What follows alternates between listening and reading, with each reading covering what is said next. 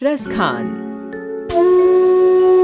मानुष हो तो वही रस खान, बसो ब्रिज गोकुल गाँव के द्वारन। जो पशु हो तो कहा बसु मेरो, चरो नित नंद की धेनु मझारन। 11वीं शताब्दी के बाद इस्लाम भारत में तेजी से फैल रहा था। लगभग इसी समय भक्ति काल और सूफीवाद में अनोखा संगम हुआ और भारत में इस्लाम भी कृष्ण के प्रभाव से अछूता नहीं रह पाया। सईद सुल्तान ने अपनी किताब नबी बंगश में कृष्ण को नबी का दर्जा दिया। अली रजा ने कृष्ण और राधा के प्रेम का विस्तार से वर्णन किया, तो सूफी कवि अकबर शाह ने भी कृष्ण की प्रशंसा में बहुत लिखा। लेकिन इन सब में सईद इब्राहिम का नाम सबसे पहले आता है, जिन्होंने सूफीवाद को भी भगवान श्री कृष्ण के माध्यम से ही प्रकट किया।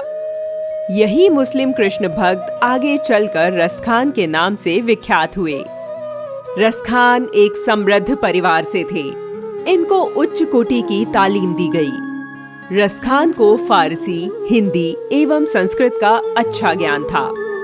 हिंदी के श्री कृष्ण भक्त कवियों में रसखान का महत्वपूर्ण स्थान है। उनके काव्य के आधार भगवान श्री कृष्ण ही थे। उनके पूरे काव्य रचना में भगवान श्री कृष्ण की भक्ति की गई है। भागवत पुराण का फारसी में अनुवाद करने वाले रसखान की कृष्ण कल्पना में ठेठ ब्रज भाषा छलकती है।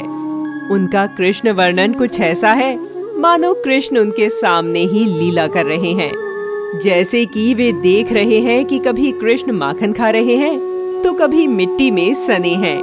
उन्होंने कृष्ण की लीलाओं का इतना सुबोध वर्णन किया है कि बड़े बड़े धर्माचार्य भी उनके पदों को दोहराते हुए भाव विभोर हो उठते हैं। उनके लिखे कवित्त और सवैये सुजान रसखान ग्रंथ में संग्रहित हैं। प्रेम वाटिका ग्रंथ उनके दोहों का संकलन है। गोस्वामी विट्ठल नाथ से दीक्षा लेने के बाद रसखान वृंदावन में ही बस गए। भक्त कवि रसखान का भौतिक शरीर मथुरा में ब्रह्म में विलीन हुआ। वहीं उनका मकबरा भी है।